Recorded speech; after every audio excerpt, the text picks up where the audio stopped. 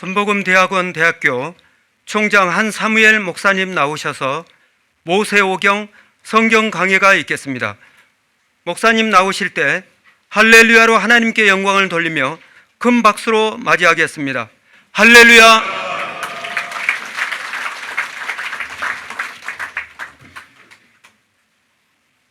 할렐루야. 저는 현재 순복음대학원 대학교에서 총장으로 학교 정상화를 위해서 맡겨주신 사명을 감당하고 있습니다.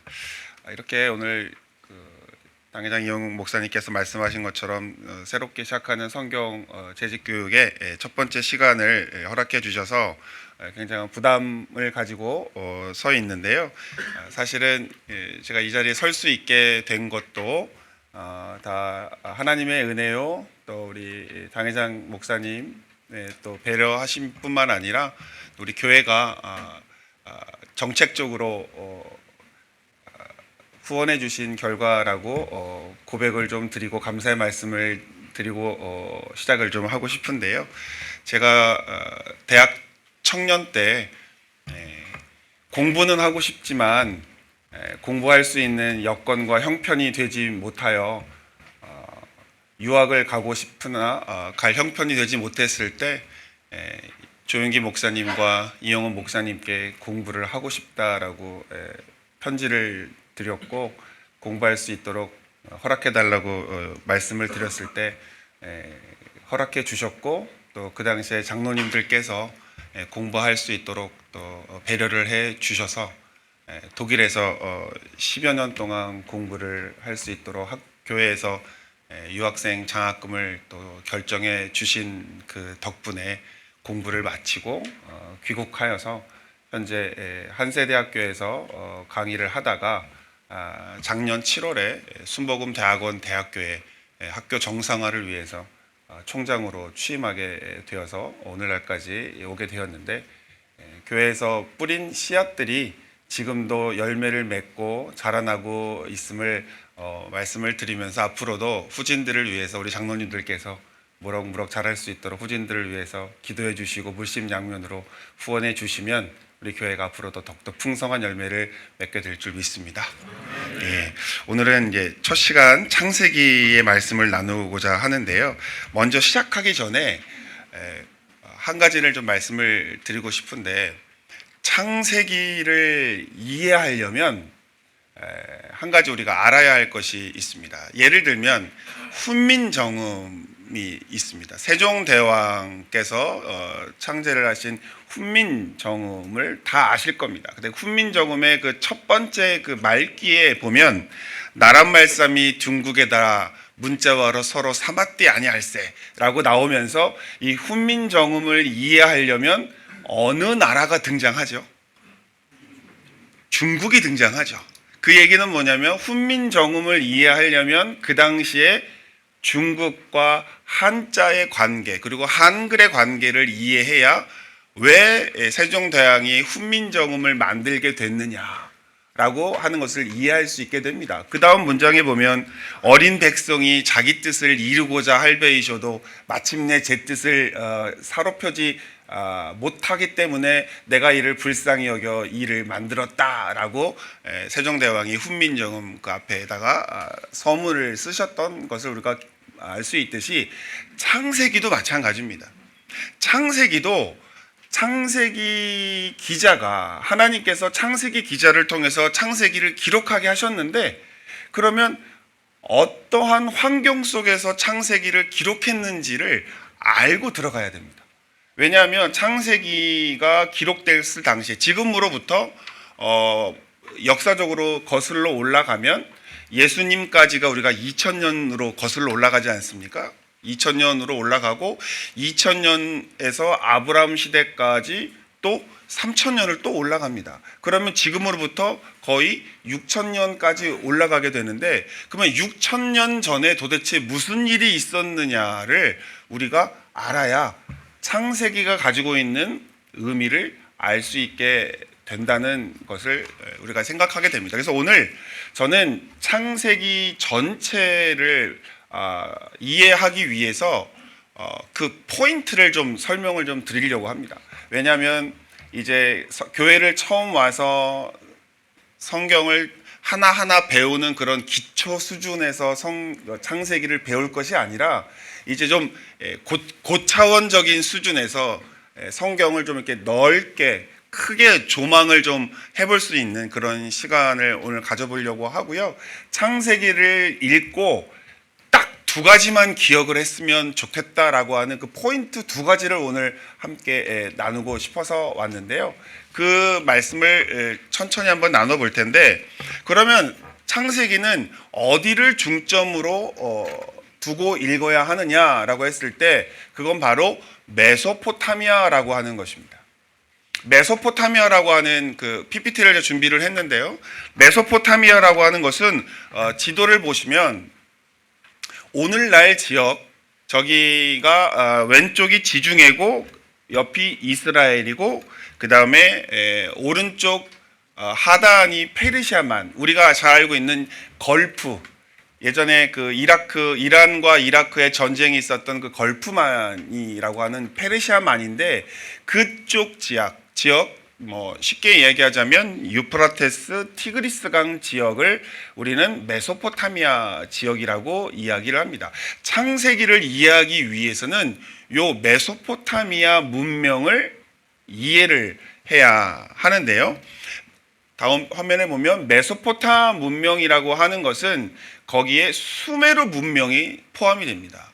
수메르 문명이라고 하는 것은 오늘날의 이라크 지역을 뜻하는데, 그 이라크 지역에 있는 수메르 문명의 특징이 몇 가지가 있는데요. 첫 번째로 보면 수메르 문명의 첫 번째 특징은 인류 최초의 도시 문명이라고 하는 그 에리두라고 하는 도시 문명이 발견이 됩니다. 이건 인류 최초의 도시 문명이라고 하고요. 사진에 나와 있는 지역이 에리두 지역인데 고고학자들이 발굴한 인류 최초의 도시입니다. 그런데 지금은 많이 폐허가 되어 있지만 저 당시에 저렇게 인간들이 모여서 살고 있는 지역이 저희가 최초 지역입니다. 그래서 최초로 모여 있는 지역에서 이제 뭐가 생겨나냐면 기록이 생겨납니다. 두 번째 보면 수메르 문명의 이 최초 기록 문명인데 그 최초 문명의 기록이 길가메시라고 하는 서사시가 저 토판인데요. 토판이 발견이 됐습니다. 그래서 저기의 내용을 보면 인간의 죽음과 운명, 그런 다음에 대홍수, 그리고 젊음을 유지하기 위한 인간의 그 불멸의 열매를 가졌다가 뱀에게 빼앗기는 이야기들이 저기에 등장합니다. 근데 이제 조금씩 느끼실 수 있는데 창세기의 내용과 조금씩 겹치는 내용들이 나옵니다. 그 얘기는 뭐냐면 창세기에 있는 기자가 저런 이야기들을 알고 있었다라고 하는 겁니다. 그래서 뭔가 이야기를 하고 싶은 게 창세기에는 있다는 것을 좀 이따가 말씀을 드릴 텐데, 자, 세 번째로 수메르 문명은 인류 최초의 농업과 치수를 하게 됩니다. 그러니까 물을 다스리고 땅을 개간할 수 있는 문명, 그리고 농업이 성행하니까 도시가 형성이 되고, 도시가 형성이 되니까 물자가 잉여 물자가 남고, 잉여 물자가 남으니까 교역이 되고, 교역이 되니까 교육이 되고, 교육이 되니까 다시 저런 그 문학이 발전되는 도시 문명이 됐던 거죠. 그 다음에 수메르 문명과 함께 바벨론 문명도 저기에서 발원이 됩니다. 그러면 바벨론 문명하면 여러분이 아시는 유명한 바벨론 문명이라고 하면 뭐냐면 인류 최초의 법전인 함무라비 법전이 바로 바벨론 문명의 유산입니다.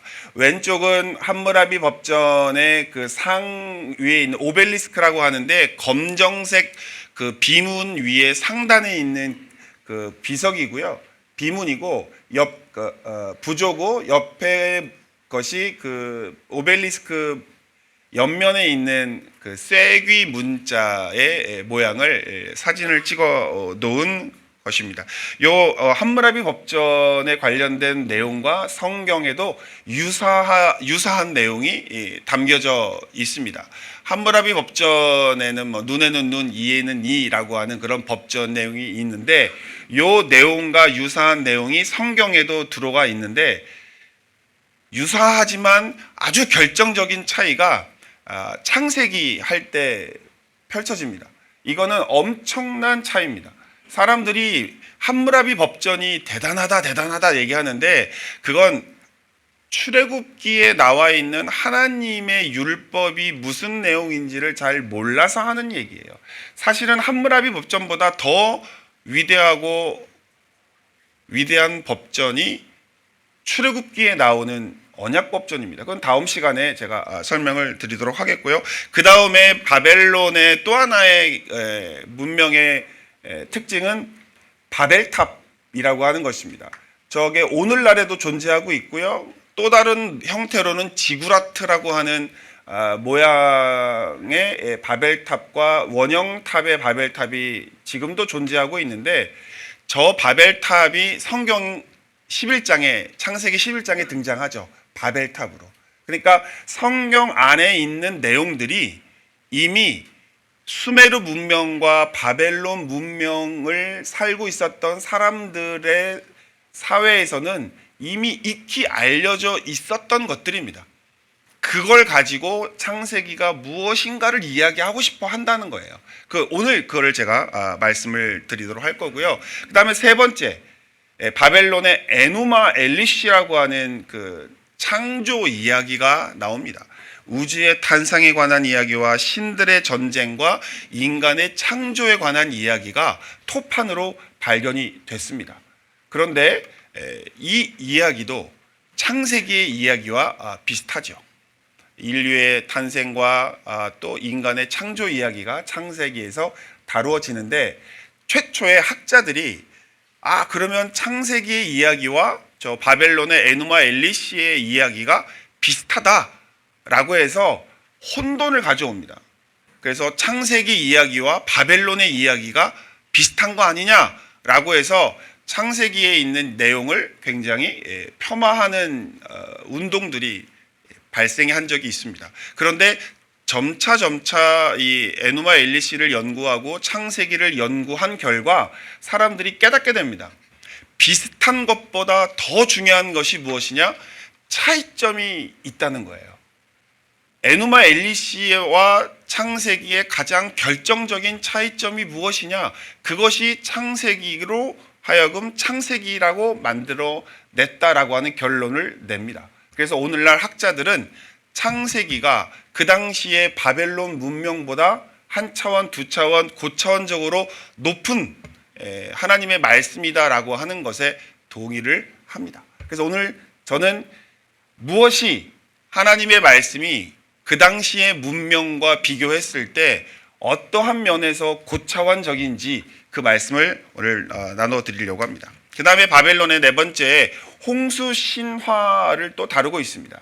그래서 아트라 아시스라고 하는 이 홍수에 관한 이야기들도 발견이 되는데 이것도 마찬가지입니다. 창세기에 나오는 내용들과 비슷합니다. 어떻게 보면 노아의 이야기와도 비슷한 이야기가 나옵니다. 그런데 이거를 읽어보면 웃음이 나옵니다. 왜냐하면 창세기 이야기와 내용은 주제는 비슷한데 그 내용을 실제적으로 읽어보면 너무 수준이 낮아요.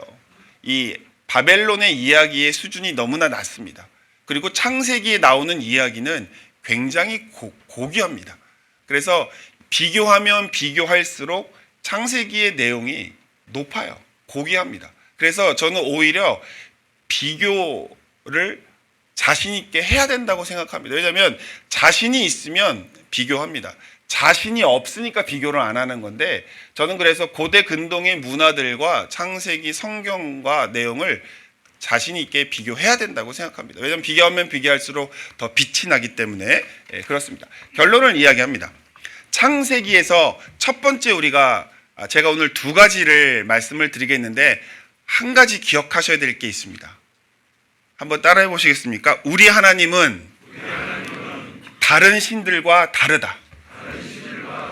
예, 창세기를 통하여 창세기 기자를 통해서 하나님이 저희에게 전달하고 싶으셨던 말씀이 뭐냐면, 고대 근동에는 많은 신들이 많습니다. 신들이 많지만 그들의 신들과 나 야훼는 다르다는 겁니다. 길가메시, 바벨론의 에누마 엘리시, 아트라하시스, 이 모든 그 당시의 그 창조 이야기, 홍수 이야기, 인류 최초의 이야기들과 비교했을 때 결론적으로 드러나는 결론이 뭐냐면, 저들의 신과 이스라엘의 야훼 하나님은 다르다는 거예요. 그래서 창세기를 읽고 난 다음에 우리 마음속에 남아야 되는 결론 뭐라고요? 내가 믿는 하나님은 다르다는 겁니다. 그러면 그 다음 결론이 뭐냐면, 내가 믿는 하나님이 다르니까 누구도 달라야 된다? 그렇죠. 나도 달라야 된다는 거예요. 이집트가 믿는 하나님이 내가 믿는 하나님과 다르니까 나도 이집트 사람들과 달라야 된다는 겁니다. 그게 오늘날도 똑같습니다. 내가 믿는 야훼 하나님이 세상과 다르기 때문에 나도 세상과 달라야 된다. 그게 결론이에요. 그러니까 창세기를 읽고 결론적으로 내려야 할 결론은 나는 다르게 살아야 한다. 세상의 빛과 소금 역할을 하라는 얘기는 뭐죠? 세상의 어둠이니까 우리는 다르게 빛이 되어야 하고, 세상에는 맛을 잃었으니까 나는 맛을 내는 소금이어야 한다. 결론은 다르게 살아야 된다라고 하는 뜻입니다. 그래서 창세기를 읽으시고 난 결론의 첫 번째 결론은 우리 하나님은 다르고 우리도 달라야 된다라고 하는 것이 첫 번째 결론입니다. 여기서 퀴즈를 하나 한번 풀어보겠습니다. 앞에 방금 전에 제가 그림 3개를 보여드렸죠. 그림 3개 한번 다시 한번 보여주세요. 그림 3개가 길가메시, 그 다음에 에누마 엘리시, 아트라시스인데, 그 에누마 엘리시가 바벨론의 에누마 엘리시인데 그 수메르의 에누마 엘리시라고도 이야기를 하는데, 창세기를 읽을 때 이 3개를 기억을 하셔야 됩니다. 수메르 문명, 메소포타미아 문명을 기억을 하셔야 됩니다. 자, 그 다음 문제 한번 볼게요. 창세기를 읽을 때 참고해야 할 나라와 고고학적 유물의 연결이 올바른 것 하면 1번, 2번, 3번, 4번 중에 저 한번 핸드폰으로 저 화면을 찍으시면 핸드폰에 문제가 나오실 거예요. 그래서 최첨단을 달리는 우리 국제신학연구원이 QR코드로 새로운 시도를 했는데, 저희 장로님들이 저 문제를 맞히시면 바로 결과가 화면에 뜬답니다. 한번 사진 한번 찍어보세요. 카메라로 저 지금 화면을 찍으시면 거기에 1번, 2번, 3번, 4번 중에 답을 누르는 화면이 뜨실 텐데, 거기서 딱 누르시면은 이제 우리 장로님이 한 300여 분 넘게 오신 걸로 알고 있는데, 거기에서 이제 몇 분이 지금 강의를 들으시고 정답을 맞히셨는지 결론이 나온다고 합니다. 그래서 한번 테스트를 한번 해볼 테니까 한번 사진 찍으시고 누르시고 어디가 맞나, 창세기를 읽을 때 참고해야 할 나라, 문명이 어느 문명인가 한번 맞춰보십시오. 자, 5초 시간 한번 드려보겠습니다. 오늘 처음이기 때문에 한번 찍으시고, 네, 한번 해보시죠. 자, 결산이 나오나요? 다 하셨습니까? 예, 그럼 몇 분이 맞히셨나 한번 볼까요? 결과가 나왔나요?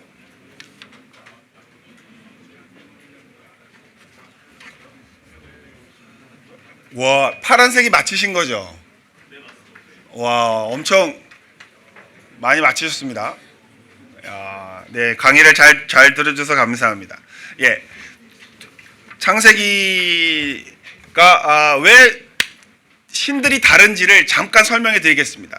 PPT 보시면 고대 근동의 신들은요 하나님과 다른데 왜 다르냐면 이 세 이야기를 정답은 1번입니다. 정답은 수메르 에누마 엘리시가 정답이었는데요. 그 다음 장면에 보시면 고대 근동의 신들은요 이야기를 보면 일단 싸웁니다. 싸우는 이야기가 나옵니다. 부부 신들이 결혼을 해요. 그러면 부부들끼리 싸웁니다. 그 다음에 부자, 아버지와 아들이 싸웁니다. 부녀, 또 딸도 싸우고 친척도 싸우고 이웃도 싸웁니다. 그래서 아까 나왔던 에누마 엘리시, 그 다음에 길가메시, 아트라하시스 이 모든 이야기들의 총 결론이 뭐냐면 싸우는 이야기입니다. 그러니까는 고대 근동의 창조 이야기, 뭐 홍수 이야기, 무슨 이야기 다 싸우는 이야기예요. 그런데 여러분 창세기에 싸우는 이야기가 나옵니까 안 나옵니까? 창세기에는 싸우는 이야기가 안 나옵니다. 그러니까 다르다는 거예요.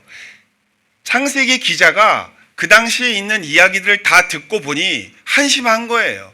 신들이 싸운다? 야, 근데 우리 하나님은 싸움을 안 하셔. 왜요? 유일하신 하나님이기 때문에 덤빌 신들이 없다는 거예요. 높고 높으신 신이기 때문에 아무도 덤빌 수 없는 그러한 존귀하신 하나님이다라고 하는 겁니다. 그러니까 우리 하나님은 다르다는 거예요. 너희들의 신과 다르다. 싸움의 존재가 아니다라고 하는 게 첫 번째 다른 겁니다. 두 번째, 그래서 천지 창조에 보면은 싸움과 혼돈이라고 하는 존재보다는 평화의 질서의 주제가 강하게 흐릅니다. 따라서 싸움이 있는 건 하나님의 뜻이 아닙니다. 평화와 질서가 하나님의 뜻이지 혼돈과 싸움은 하나님의 뜻이 아니에요. 그것이 교회든 가정이든 하나님의 공동체 안에는 평화와 질서가 하나님의 뜻이지 싸움과 혼돈이 하나님의 뜻이 아니라는 것이 창세기에 나오는 하나님의 특징입니다. 두 번째, 신들은 인간을 노예 취급합니다. 신들도 일을 했습니다. 근데 그 신들도 힘들었습니다. 그래서 신들이 반란을 일으킵니다. 그런데 그 반란자를 죽이고 그 반란자의 피로 사람을 만들고 그 사람으로 하여금 신들의 일을 대신하게 했다가 그 얘기입니다. 그래서 사람은 처음부터 노동을 하기 위해서 만듭니다. 그런데 성경 창세기 2장 27절 우리 교재에 보시면 교재 13페이지죠. 13페이지에 보시면 창세기 2장 26절, 27절, 28절 그 본문이 있습니다. 그 본문에 보면 뭐라고 나오냐면 하나님은 우리를 뭘로 만드셨습니까? 형상과 모양대로 나오죠. 그래서 제가 본문을 갖고 왔습니다. 창세기 1장 26절, 27절 본문과 에누마 엘리시의 본문을 제가 딱 갖고 왔는데 한번 보십시오. 창세기 1장 26절에는 우리의 형상을 따라 우리의 모양대로 우리가 사람을 만들고 모든 것을 다스리게 하자. 여기에는 종의 의미가, 노예의 의미가 없어요. 근데 에누마 엘리시에는 마르둑은 신들을 대신할 인간을 만들고 그들에게 노예의 짐을 지우기로 하였다. 그러니까 신들은 인간을 처음부터 노예 취급을 했습니다. 그런데 우리 하나님은 인간을 노예 취급을 합니까? 아니면 주인으로 만드셨습니까? 예, 주인으로 만들었다는 게 가장 큰 차이점입니다. 그래서 창세기에서 하나님은 인간을 노예로 취급하지 않으십니다. 그런데 에누마 엘리시, 아트라하시스, 길가메시에서는 신들은 인간을 노예 취급합니다. 따라서 창세기 기자는 그 당시에 있던 사람들에게 이야기합니다. 너희의 신은 너희를 노예로 취급하지만 우리 야훼 하나님은 우리를 노예 취급하지 않으신다. 그리고 창세기에서는 노동을 이야기하지 않고 쉼을 이야기합니다. 제7일에 하나님이 쉬셨고 사람들도 쉬게 이야기하죠. 근데 저 에누마 엘리시에는 쉼이라고 하는 단어가 없습니다. 그러니까 다르다는 거예요. 너희의 하나님과 우리의 하나님은 다르다는 겁니다. 그게 결론입니다. 그래서 그 다음 것을 보시면 세 번째입니다. 세 번째, 고대 근동의 신들은 저주의 신입니다. 저주의 신입니다. 그래서 저 내용들을 보면 온통 신들이 인간을 저주하는 내용만 나옵니다. 그런데 여러분, 창세기에는 어떤 내용이 많습니까? 하나님이 인간들을 저주하는 내용이 많습니까? 아니면 축복하는 내용이 많습니까? 예, 창세기의 하나님은 축복의 하나님입니다. 그러니까 다른 거예요. 너희들의 신은 화내고 진노하고 저주하고 멸망시키는 하나님이지만 우리 하나님은 축복의 하나님이고 번성하게 하는 하나님이다라고 이야기하고 있는 겁니다. 그게 바로 창세기 그 에덴 동산에 관한 이야기에서도 그게 나오죠. 원래 저주가 없던 곳, 상함도 해함도 없는 곳, 하나님의 뜻은 생육과 번성이 있는 곳, 그게 바로 에덴 동산에 관련된 내용인 것이죠. 이게 다 의미가 있는 겁니다. 그 다음에 네 번째, 고대 근동의 신들은 저주 발생자입니다. 왜냐하면 전쟁도 신들이 일으키고 역병도 신들이 일으키고 홍수도 신들이 일으킵니다. 그래서 인간 삶의 모든 재앙은 다 신들이 만들어낸 겁니다. 그러니까 신들은 두려움의 존재입니다. 그러니까 이 에노마 엘리시나 아트라시스나 거기에 보면은 신들이 무서운 존재예요. 무서운 존재. 근데 창세기의 하나님은 무서운 존재가 아니라 나중에 하나님이 아브라함을 뭐라고 하세요? 내 친구라고. 그리고 이스라엘은 나중에 신약 성경에 가면은 하나님을 예수님이 뭐라고 부르시죠? 아바, 아버지라고. 친근한 아버지, 좋으신 하나님이라고 부르죠. 근데 고대 근동에는 신을 무서워합니다. 왜냐? 저주하고 병을 주고 전쟁을 일으키는 신으로 보기 때문에.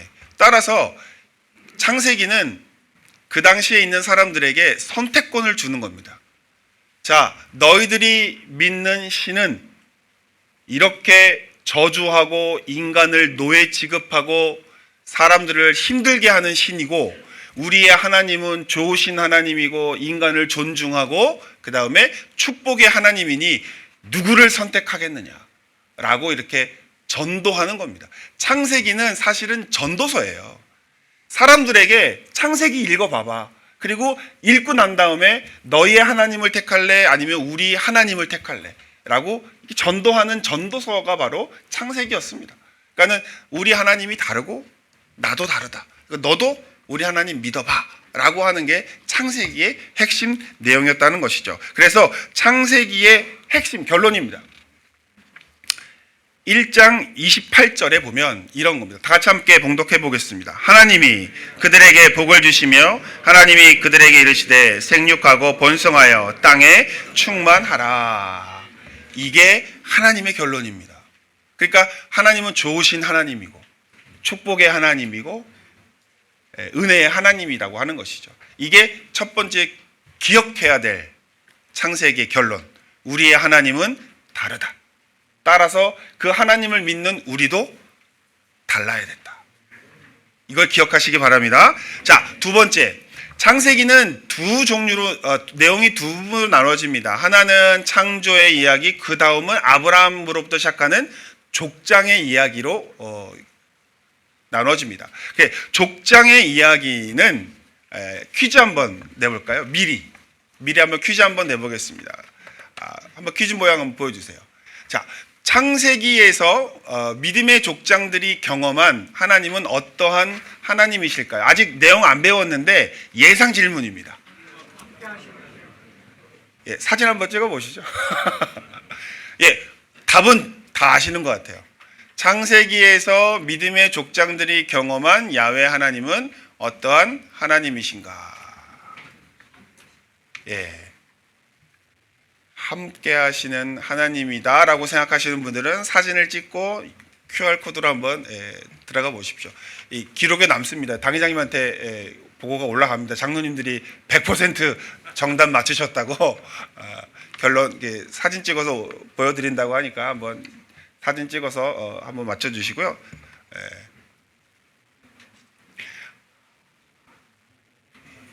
장로님도 새로운 이 테크닉에 시간이 많이 걸리실 줄 알았는데 굉장히 빠르시네요.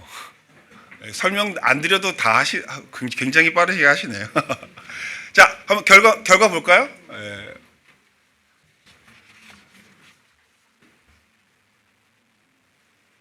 네, 아까보다 정답률이 더 올라오신 것 같은데. 네, 와, 정답률이 더 높아지신 것 같아요. 맞나요? 네. 자, 이제 그 족장의 하나님을 결론을 빨리 한번 내보겠습니다. PPT를 한번 보시면 그 족장의 하나님을 하자고 하면은 크게 4명을 이야기합니다.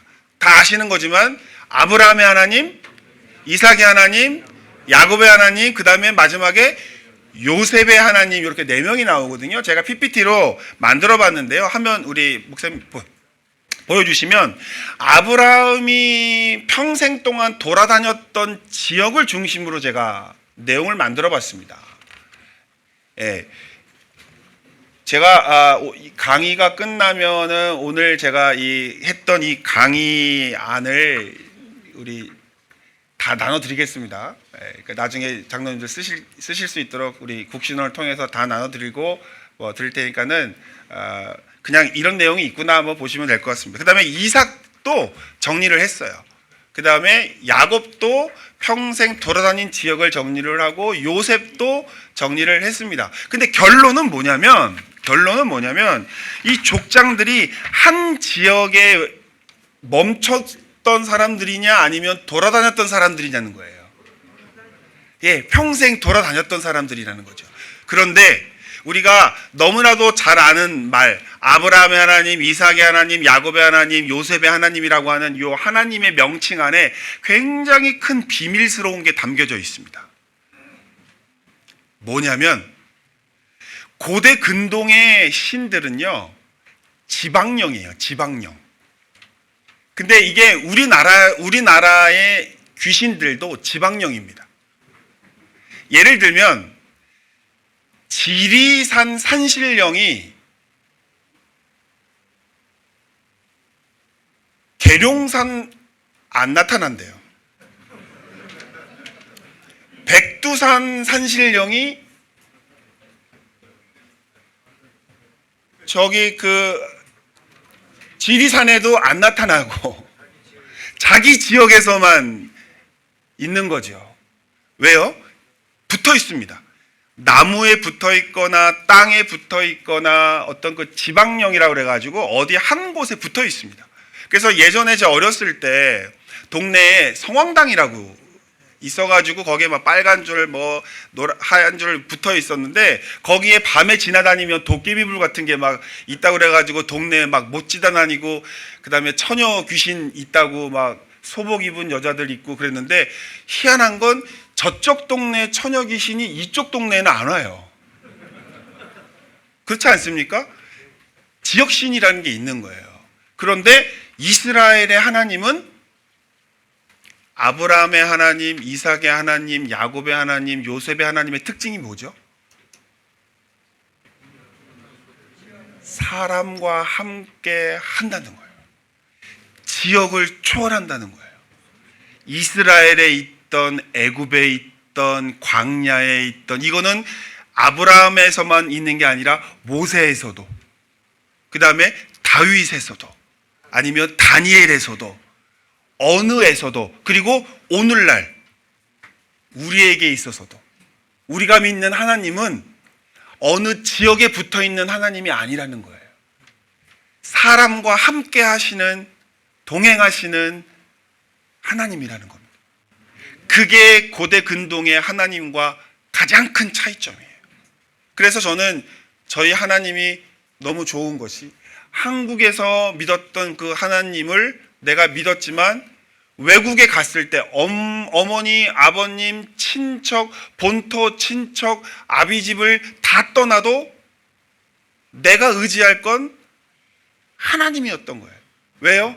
하나님은 아브라함이 갈대아 우르를 떠나서 하란을 떠나서 세겜으로 갈 때에도 내가 너와 항상 함께 할 것이다. 그게 우리 교재 보시면 교재 14페이지에 14페이지, 15페이지에 보시면 창세기 17페이지에 보시면 창세기 26장 24절에 보면요. 그 밤에 야훼께서 이 동그라미 치세요. 나중에 성경 찾으셔야 됩니다. 창세기 26장 24절에 보면 이렇게 나옵니다. 그 밤에 야훼께서 그에게 나타나 가라사대 나는 내 아비 아브라함의 하나님이니 두려워 말라. 내 종 아브라함을 위하여 내가 너와 함께 있어 내게 복을 주고 내 자손으로 번성케 하라 하신지라. 그 다음에 그 밑에 야곱에게 나타나셔서 28장 13절에 보면 15절에 보면 내가 너와 함께 있어 내가 어디로 가든지 너를 지키며 라고 이야기하고 있습니다. 성경에 한번 찾아보세요. 내가 너와 함께 라고 하는 단어를 치시면 굉장히 많이 나옵니다. 따라서 하나님은 나와 함께 하시는 하나님이다 라고 성경 창세기부터 끝까지 요한계시록에까지 하나님이 줄기차게 이야기하시는 게 뭐예요? 내가 끝날까지 너와 함께 하리라는 거예요. 예, 마지막 끝날까지 내가 너와 함께 할 것이다. 근데 이게 어디부터 있었어요? 창세기부터 있었고 요한계시록까지 있었던 줄기찬 메시지가 뭐냐면 나는 떠나는 하나님이 아니고 나는 함께하는 하나님이다 라고 하는 게 창세기가 우리에게 전해주고 싶은 두 번째 특징입니다. 근데 고대근동에 있었던 하나님은 함께하는 하나님이 아니에요. 이방의 하나님은 붙어있는 하나님이에요. 나무에 붙어있거나 성전에 붙어있거나 땅에 붙어있거나 어디 붙어있는 하나님이었는데 그걸 깬 겁니다. 그 당시에 있었던 통념, 신들은 성전에 갇혀 있거나 어디에 붙어 있는데 이스라엘이 이야기하는 거예요. 아니야, 우리의 하나님은 우리가 이동할 때마다 우리와 함께 하시는 그런 하나님이고 내가 너와 함께 할 것이다. 내가 너와 동행할 것이다. 너의 아버지와 너의 조부와 너의 자손들과도 내가 함께 할 거다라고 하는 약속의 하나님을 성경은 이야기하고 있는 겁니다. 따라서 창세기를 이야기할 때 오늘 결론입니다. 딱 두 가지만 기억하시면 됩니다. 우리 하나님은 달라. 따라서 우리도 달라야 되고 두 번째, 우리 하나님은 우리와 함께하는 하나님입니다. 그래서 결론적으로 나중에 어떤 결론이 나오냐면 절대 긍정과 절대 감사의 결론이 그거밖에 나올 수밖에 없습니다. 왜냐하면 하나님이 다르시기 때문입니다. 모든 것을 선으로 바꾸시는 하나님이깁니다. 나쁜 걸 좋은 걸로 바꿔주시고 결국은 하나님의 은혜로 이끌어 주실 것이기 때문에 절대 긍정과 절대 감사로 나가자는 거예요. 예, 그 다음에 고난 속에서도 하나님은 나와 항상 함께 하십니다. 따라서 우리는 감사의 삶을 살 수밖에 없다라고 하는 그 신앙을 뽑아낸 겁니다. 그래서 조윤기 목사님은 창세기에서 좋으신 하나님을 끄집어내셨고 또 우리 이영호 목사님은 거기에서 절대 긍정과 감사의 신앙을 또 뽑아내셨다고 저는 생각합니다. 그래서 창세기에서 있는 이 내용, 오늘 짧은 시간이고 또 원래는 이거 한 학기를 해도 부족하지만 제가 딱 두 가지만 추려가지고 우리 장로님들께 말씀을 드렸는데요. 이 두 가지를 기억하시면 창세기 전체를 다 이해하시는 거나 진배 없습니다.